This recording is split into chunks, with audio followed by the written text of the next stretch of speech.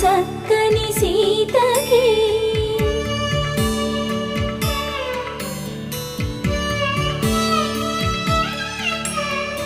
ఎర్ర జాబిలి చేయి రాముడేడని అడుగుతుంటే చూడలేదని పెదవి చెప్పే చెప్పలేమని కనులు చెప్పే నల్ల పూసై